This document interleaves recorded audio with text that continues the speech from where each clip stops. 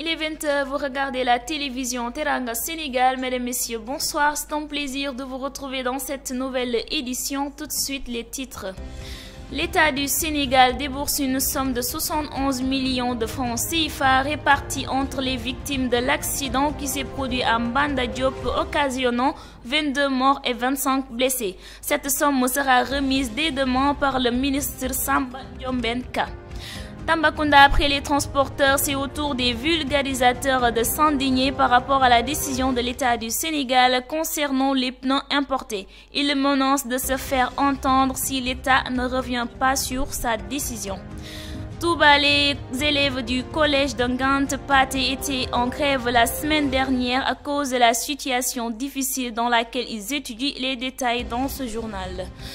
Dans l'actualité également, le rappel à Dieu de notre correspondant à Kolda, Bokarsal, nous aurons son portrait dans ce journal. L'actualité internationale mettra en terme à cette édition. C'est la fin du titre, restez avec nous, le développement c'est dans quelques instants. juróom-ñetti waxtu moo jot waxtu wi ñeel xibaaru mbalax yi li gën a fës dañ koy doxee ak ponk yi muy nguur bu Sénégal daal dina joxe ndàmpaay lu toll ci $21 million ci suñu xaalis jébbal ko ñaar defoon boobu lee l'accident ca Mbanda Diop ba ñu bari daal di cee ñàkk seenu bakkan ñu daal di wéyal xibaar yi andi ci ak vulgarisateur ya nekk ca Tambacounda gannaaw ndogal li suñu njiitu réew jël ci mbiru pneu yooyu ñuy importé Junior Ba lañ ciy àndal ci biir xibaar yi dañuy wéyal xibaar yi andi ci ak nakaraktis bi dal ci kaw presse sénégalaise bi rawatina télévision Teranga Sénégal muy génn ba àddina Bokar Sall foofee ca Kolda dinañ ci dikkaat ak yéen ci biir xibaar yi mbokk yi ñaareelu pàcc xibaar yi day ñeel xibaaru bi ci réew ñu ànd ci ak Oumou Khayri Cissé loolee mooy li gën a fës bu ngeen taaxiloo as tuut ñu faram fàcceel leen ko.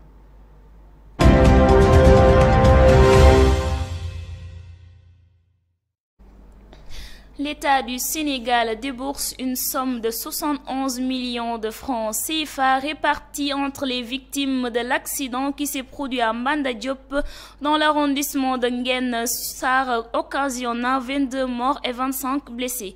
Cette rencontre s'est tenue au sein de l'hôpital Amadou Sakhir Mbaye de Louga. D'après les propos du gouverneur, le ministre du Développement communautaire, M. Samba Diombenka, sera dans la commune de Sakal dès demain pour apporter le soutien de l'État aux familles des victimes Goromboch. Le Premier ministre lui-même s'est déplacé. Vraiment pour venir un peu s'enquérir de la situation. Et au cours de son déplacement, il a tenu aussi à visiter vraiment les patients. Et ensuite aussi, quand même, il a tenu une réunion d'urgence ici au niveau de l'hôpital. Vraiment, à l'issue de cette réunion d'urgence aussi, vraiment, il a pris un certain nombre de mesures. Et parmi lesquelles, vraiment, un soutien direct aux familles. Et la première mesure a été de demander vraiment aux centres hospitaliers régionaux concernés de prendre en charge entièrement les blessés. Et ça, parce que monsieur le directeur de l'hôpital de Saint-Louis l'a dit hier, monsieur le directeur de l'hôpital de Louga aussi l'a dit aujourd'hui. Donc vraiment, l'État a décidé de prendre en charge gratuitement toutes les personnes blessées. Et ça, c'est la première mesure. La deuxième, l'État aussi a décidé aussi de venir en appui aux familles. Vous savez, je donne un exemple. Aujourd'hui, une personne blessée à l'hôpital, qui est un soutien de famille, elle est blessée à l'hôpital. Donc aujourd'hui, s'il travaillait, ça veut dire qu'au niveau de sa maison, il va y avoir des problèmes. Ça aussi, l'État l'a bien compris. C'est pourquoi vraiment le Premier ministre lui-même a décidé de faire vraiment l'appui suivant à travers monsieur le ministre du développement communautaire et de l'équité sociale et territoriale, qui a été aussi très diligent. Donc hier, effectivement, comme le Premier ministre l'a demandé, hier nous avons commencé maintenant à donner les appuis. En raison du schéma suivant, toute famille endeuillée va vraiment recevoir 2 millions. Et demain Inch'Allah, demain nous irons avec monsieur le ministre Samba Diombenka au niveau de la commune de Sakal pour commencer vraiment pour présenter d'abord nos condoléances aux familles au niveau de leur propre maison, même si monsieur le Premier ministre l'a fait ici à l'hôpital. Demain, en plus, on va aller à Sakal aussi pour le faire aussi au niveau de leur famille. Ensuite aussi, leur remettre aussi l'appui de l'État. Donc pour les personnes blessées, chaque personne aussi va recevoir 1 million. Donc nous avons commencé hier avec nos 3 patients à Saint-Louis. Aujourd'hui, nous avons démarré Louga. Donc nous venons de finir un peu la distribution aussi au niveau des patients qui sont encore vraiment dans les locaux. Fort heureusement aussi, il y a des patients aussi qui ont été libérés. Et ça, alhamdoulilah, nous allons aussi les appeler, prendre contact avec eux aussi, et aussi leur donner quand même le montant. Et pour aussi les 7 patients qui sont à Dakar, parce que comme je tenais à le rappeler, il y a eu une évacuation de 7 patients à Dakar. Hein? Donc vraiment, maintenant, il y a une des dames qui est décédée. Maintenant, hier, il y a un autre patient qui a quitté Louga pour aller à Dakar sur sa demande. Et aussi, nous allons prendre ce contact avec eux, en vue aussi de donner aussi ce que l'État aussi leur a promis. mbokk yi jërë ngeen jëf ci ànd bi ngeen ànd ak télévision Teranga Sénégal ci biir xibaar yi nguur bu Sénégal daal di na joxe lu toll ci $21 million ci suñu xaalis jébbal ko ña bokkoon ca boobee l'accident nga xam ni ca arrondissement bu Ngeen Saax la amoon ba ñaari nit ñàkk ca seeni bakkan 25 amee si ay gaañu boobu leen ay nag ca hôpital Ahmadou Sakhir Mbaye ca Louga la amee monsieur Samba Ndiobène Ka di ministre du développement communautaire teewoon na foofee ñu teewlu Gora Mbodj. bi ñu ñëwee ba nemmeeku tamit vraiment ñi nga xam ne ñoo ci gaañu vraiment moom it bi mu paree la def benn réunion spéciale fii ci salle réunion bu hôpital bi ci biir réunion aussi mu jël ay mesures yu am solo mais yi ci jàpp rek mooy ñaar yu am solo. waaw état bi tamit décidé que ñi nga xam ne dañoo gaañoon ci accident bi mooy blessé yi état daal leen jël à charge totalement waaw fay ñu dara aussi bien à Saint-Louis qu'à Louga certainement aussi à Dakar waaw ñi nga xam ne aussi dañoo nécessité daal leen yóbbu Dakar par voie kii aérienne aussi vraiment ministre des forces armées aussi waaw tamit état aussi mobilisé un hélicoptère militaire mu yóbbu leen donc loolu mooy mesure bu njëkk bi benn tamit mesure mooy xool tamit ni ñuy jàppale tamit famille yi xam nga nit ko blessé tamit tëdd ci kaw lal ma dafa bàyyi këram bàyyi ay njabootam peut-être mën na am ay problème de dépense wala ay problème leneen moo tax aussi premier ministre jël décision ne nañ lu mu gën a gaawee xam nga moom instant mi ngi am lundi mu ne ma mardi mu jox ndigal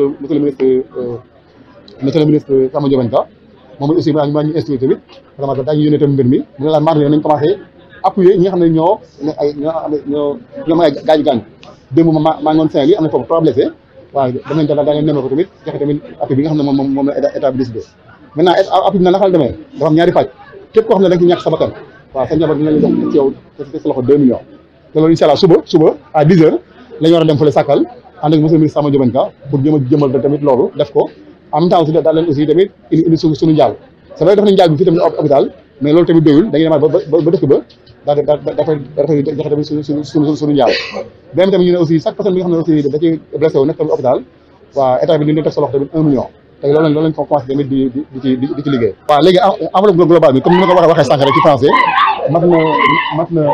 mat na 71 millions 71. Après les transporteurs de Tambacounda, c'est au tour des vulgarisateurs de s'indigner par rapport à la décision de l'État du Sénégal concernant les pneus importés. Si l'État ne revient pas sur sa décision jugée irréfléchie par les vulgarisateurs, ces derniers menacent de se faire entendre. Junior Ba était sur les lieux. Tamba, les vulgarisateurs sont réunis pour manifester leur mécontentement vis-à-vis des décisions prises par l'État. Par rapport à l'accident qui s'est passé la semaine passée à Cyclo, à quelques kilomètres de Kaffrine, l'État s'est précipité en disant que les pneus sont à l'origine de cet accident.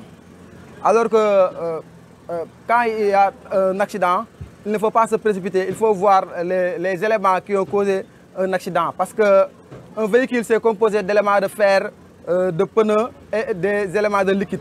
Par exemple, les freins, ils sont animés par les liquides.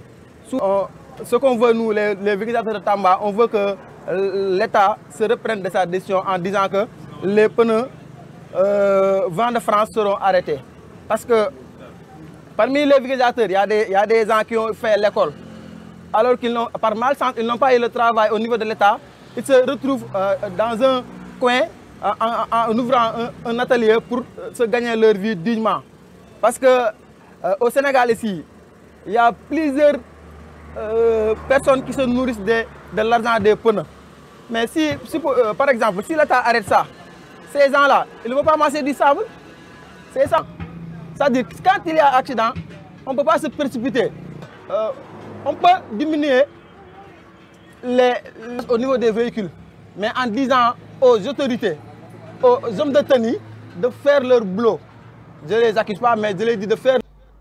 gannaaw chauffeur ya nekk ca Tambacounda ñii di vulgarisateur ya daal di nag lank ne du ñu nangu bile ndogal nga xam ne moom la suñu njiitu réew Macky Sall daal di jël ci pneu yooyu ñuy importé ci noonu ñuy wax ni dañ leen dégg fileeg bi la décision changé wuñu ko Junior Ba daal di nañ ci indil ay leeral. problème accident am na ñu ne pneu bi la ñu ne pneu bi pneu vanant la pneu occasion yi la bëgg ñu teg tuuma boobu lañ bëgg leeral ko te ñu teggil ñu ko parce que oto bi pneu yi bees tàq moo ci nekk lu ci biir waxuñu ko parce que oto bu jógee Dakar ba weesu Koupantoum amul assurance am jeex na visite technique bi jeex na loolu kenn lijjantiwu ko ba problème am ñu bëgg ñoo teg tuuma parce que pneu boo xam ne bii ñu ngi ko war a teg 30 tonnes 35 tonnes yow nga teg ko 70 tonnes boo xoolee route Dakar Tamba da nga am côté boo xam ne bii da ngay gis tali bi day dugg ba def pax loolu la ko waral pax poids bi la xoolaat proposition yii mu bëgg a teg mu laaj ñi nga xam ne ñooy yëngu ci pneu te am xam-xam ci pneu te daw guddi moo gën a am jàmm ci pneu yi parce que pneu bi tali bi dafay am chaleur oto bi day am chaleur bëccëg gi guddi gi ci lay pneu yi gën a dund ci lay gën a yàgg waaw te dañu jékki-jékki rek wax seen ay mesures wax seen xalaat laajte wuñ defuñu recherche defuñ benn enquête. La grève illimitée décrétée depuis mardi à 0 heure par une frange des transporteurs est bien suivie dans le département de Mbacké. Même si le président du regroupement des chauffeurs de Touba, Idika, avait décidé de ne pas aller en grève à la gare routière, les chauffeurs ont boycotté les ordres de leur dirigeant Medoune Diaw.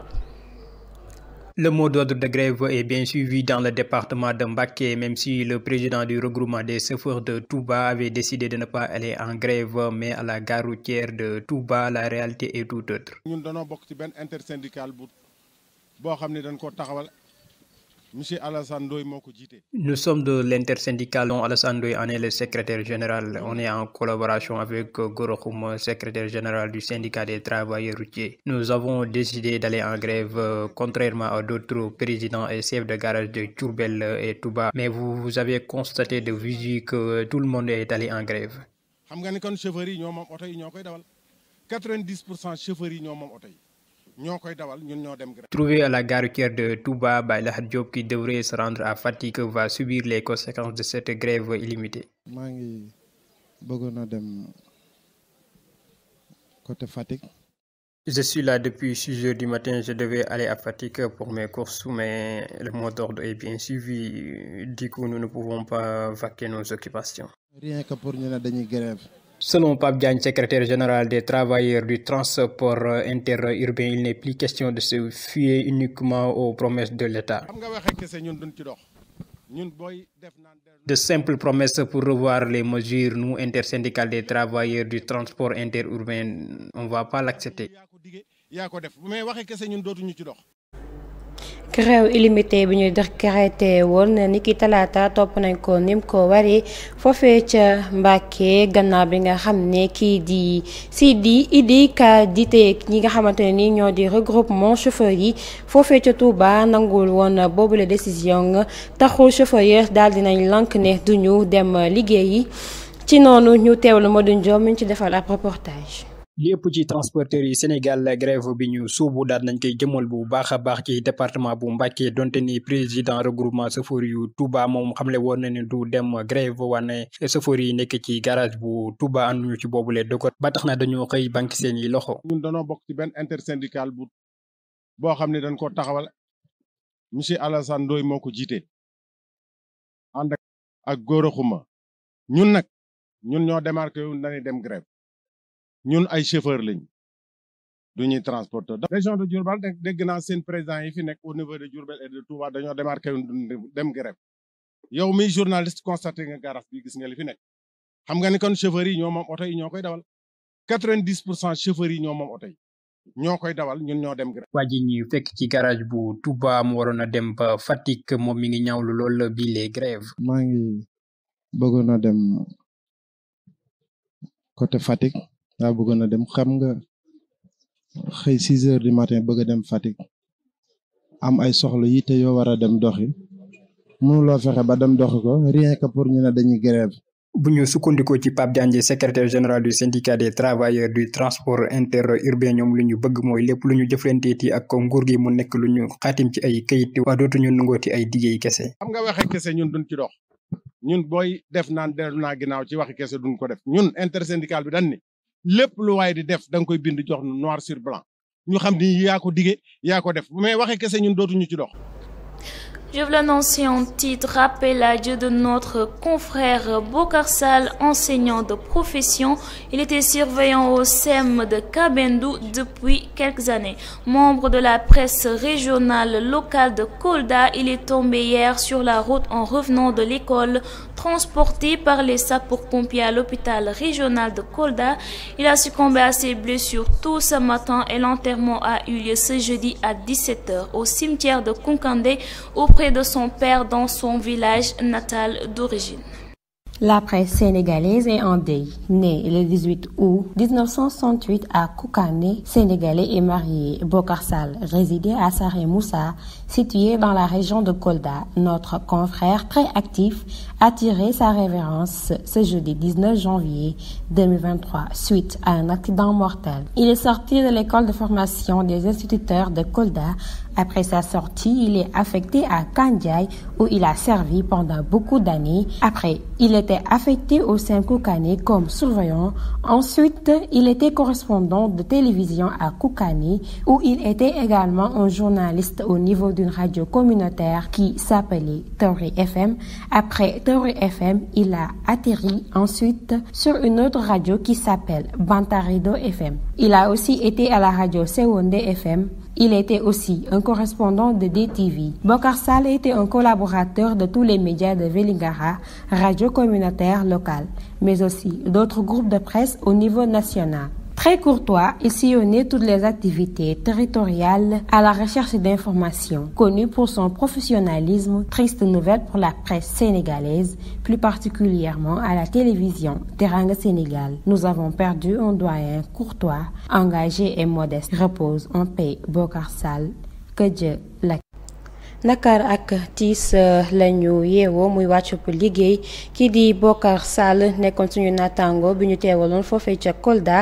Bokar Sall mi lee gannaaw ab l'accident ba mu defoon daal dina ca ñàkk bakkanam mu nekk tiis ak nakar boo xam ni moom la télévision Teranga Sénégal am daal di koy yeewoo daal dinañ ko denc niki tàkkusaan foofee ca cimetière bu Koukane ca village natal ba mu bàyyeekoo ñu xamle leen jëmum bile ci biir l'élément bi.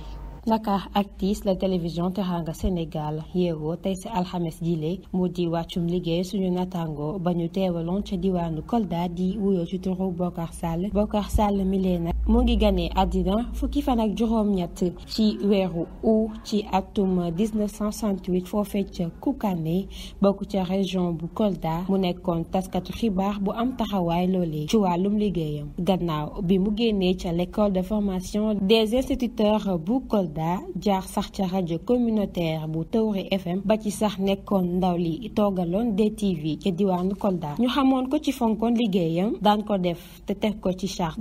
Bokar Sall nekkoon suñu correspondant ca diwaanu Kolda ci diir bu gàtt bi ñu ànd ak moom ci wàllum liggéey daal dina ci def liggéey bu jaar yoon.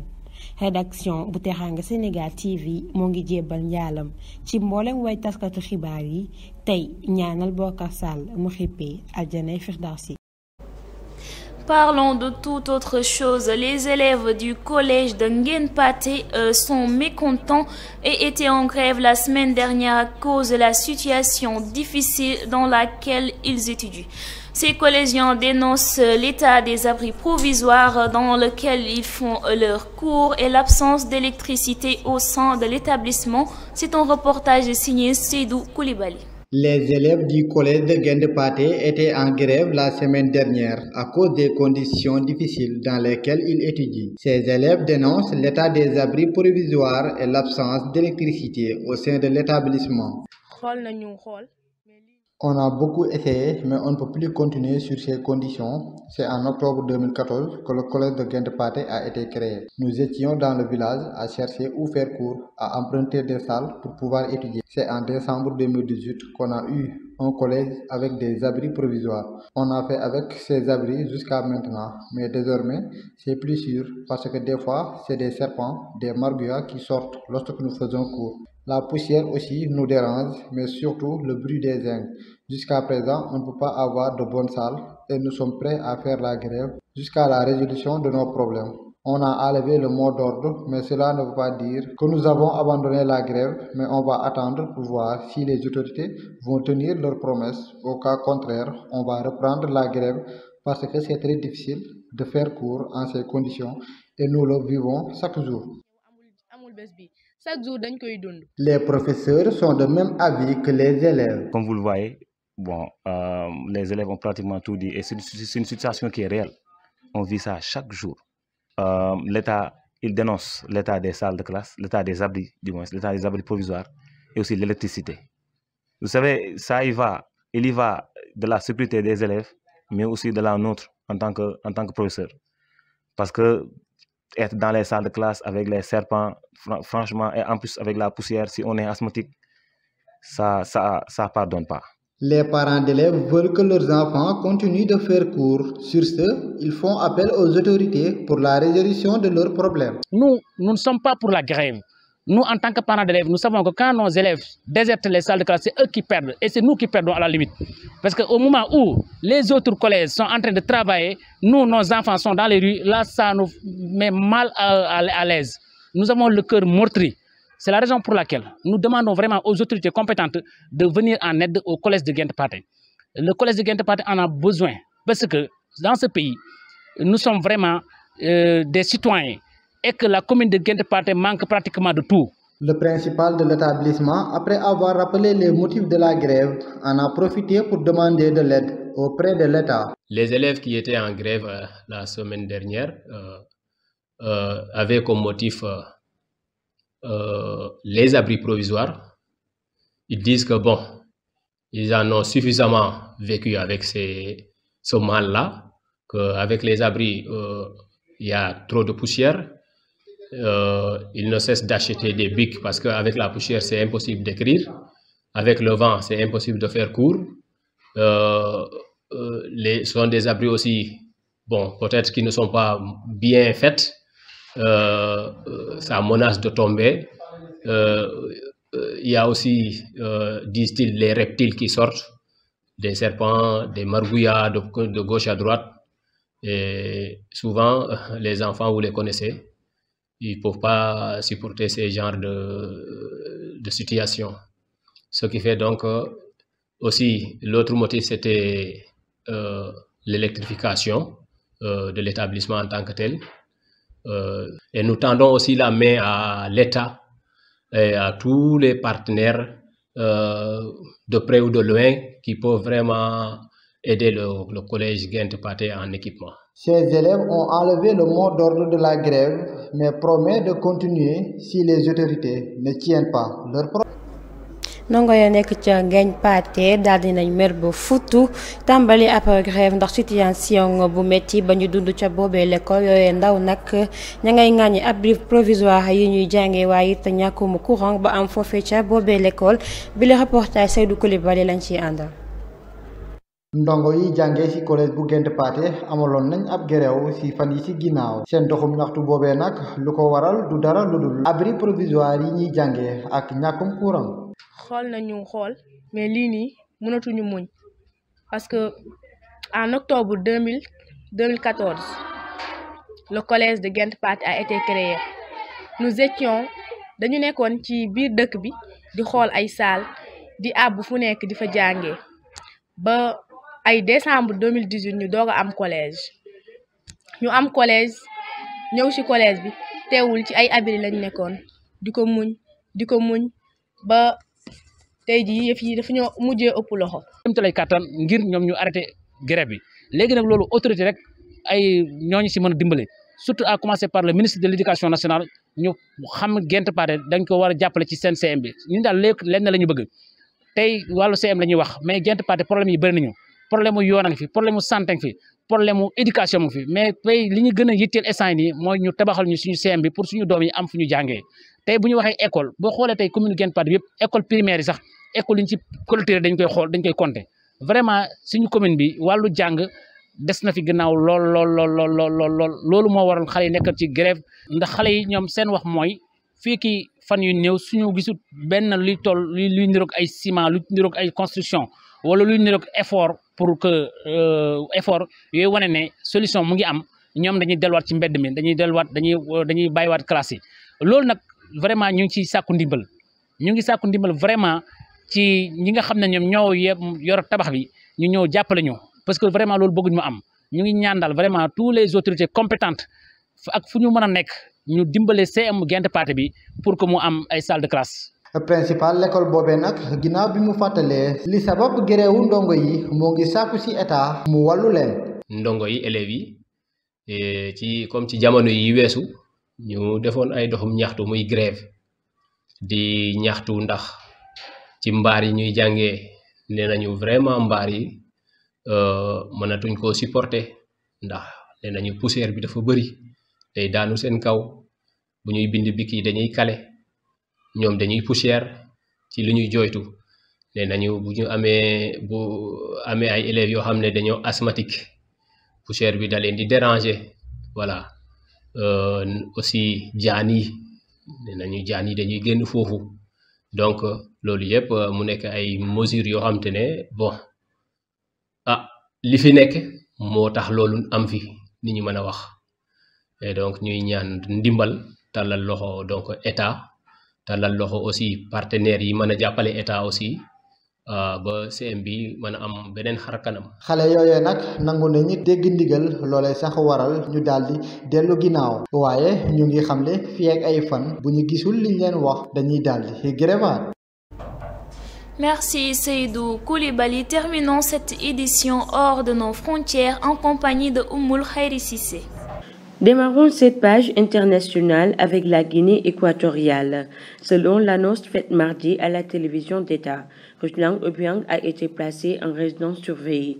Il est soupçonné d'avoir vendu un avion de la compagnie aérienne nationale à la société espagnole. En octobre 2018, Rutland Obiang était le directeur de la compagnie nationale Seba International. Au même moment, un ATR 72500 de la compagnie est envoyé en révision technique en Espagne, mais depuis, il n'est jamais revenu sur le sol équato-guinéen. Après l'ouverture d'une enquête par les autorités en décembre dernier, Rutland Obiang, interpellé sur l'ordre de son demi-frère, a avoué lundi avoir signé un contrat de vente avec Banter Technique, une entreprise de maintenance basée aux Canaries. Dans un communiqué, la présidente indique que l'argent de la vente a été versé sur son compte personnel. Ainsi, au Pérou, la grande manifestation partie des ondes atteint les monts. Les protestataires réclament la démission de la présidente Dina Boluarte ainsi qu'une réforme de la Constitution. Ils progressent sans trop d'encombre sur les routes péruviennes, venues principalement du sud du pays, épicentre des protestations depuis plus d'un mois. Des milliers de manifestants dont le gouvernement avait menacé d'empêcher le passage convergeaient jeudi 19 janvier au matin vers Lima, la capitale, loin de se sentir intimidés par l'état d'urgence décrété dans plusieurs régions le 15 janvier et autorisant l'armée à intervenir aux côtés de la police. Ils se sont organisés ces dernières semaines pour livrer leur nouvelle bataille, la prise de Lima. Une grande manifestation prévue ce jour. Une grève générale a également été annoncée à laquelle de nombreuses organisations syndicales, paysannes ou étudiantes prennent part. Terminons cette page internationale avec le bilan du monde 2022, une année fragile. Hors série, une crise sur l'autre, et non une crise après l'autre. À peine est-on, semble-t-il, sorti du pic de la pandémie Covid-19 que l'humanité a rattrapé par la guerre en Ukraine, la crise climatique et autres dérèglements. Cette juxtaposition d'épreuves planétaires à travers l'année 2022, dont le fil conducteur est l'impression de fragile qu'elle laisse derrière elle. Au moment où le monde post-Covid-19 commence à se rétablir, l'édition 2023 du bilan du monde décrit cette perspective de fragilité. Réalisée par les journalistes du Monde, cette publication annuelle couvre l'actualité géopolitique, économique, écologique de l'année écoulée et fait le point sur l'état des 198 pays du globe, réunis dans un atlas, outre les 3 cahiers. 198 pays du globe réunis dans un atlas. C'était tout pour cette page internationale. comme ni leen ko waxee woon ci bopp xibaar yi ñaareelu pàcc xibaar yi day ñeel xibaaru biti réew ñu ànd ci ak Umul Xayri Cissé. xibaari bitim réew yi dinañ ko dooree ak réewum Guinée équatoriale ginnaaw Ruslan Obiang di doomu dëkk ba waaye it nekkoon doom ci njiitu réew ma. moom nag jamono ji police ba daal dina koy teg loxo ginnaaw ñu koy joxoñ baram tuuma ci benn avion ba nga xam ne compagnie bu réew ma moo ko daal di moom. ci fàttali ci atum 2018 ci weerum octobre moom Ruslan Obiang moo nekkoon njiit bu compagnie nationale Sheba International. ci at moomu moom mu yebaloon bi avion ñuy woowee ATR 72 500 ñu yebaloon ko ginnaaw li ñuy wax abréviation technique ci réewum Espagne. boobu ba tey nag bile avion dellu si waatul ci suufu équateur guinéen bi ñoom nag ñu daal di jàpp ne rek kii di Ruslan Obiang daf ko daal di jaay ab compagnie wala sax ab entreprise bu ñuy woowee Benter technique mu nekk foofee ca Canaries. ginnaaw ab l'enquête ñu daal di fësal ne rek ci ab communiqué ne kii di Ruslan Obiang moom bi mu jaayee bile avion koppar ga da ko daal di dugal ci ab compte bancaire am. li ni mel waral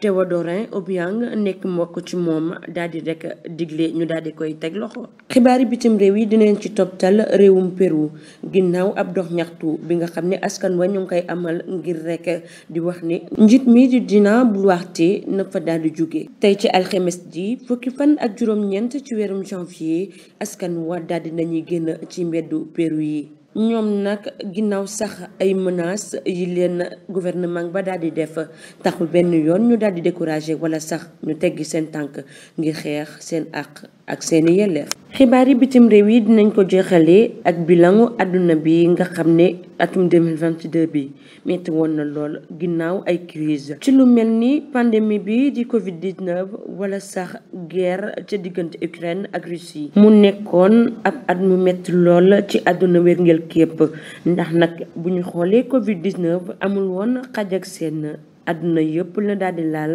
wala sax guerru Ukraine bi nga xam ne tax na yenn njëg yi daal di yokk lool ba mu waral ak crise ci wàllum jënd ak jaay waaye tamit crise climatique bi lu mel ni tàngaay wala sax ngelaw lu bari li ànd ak poussière ba ñenn ñi di ci jëlee ay feebar. li ni mel nag journal bi ñuy woowee Le Monde moo ko daal di fësal ginnaaw bi àdduna bi ëmbee ci lu toll ci téeméeri réew ak juróom-ñeent fukk ak juróom-ñett.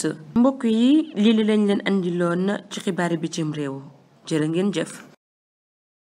Merci Umul Xayri Cissé. Mesdames et messieurs, c'est la fin de ce rendez-vous d'information. Merci de l'avoir suivi.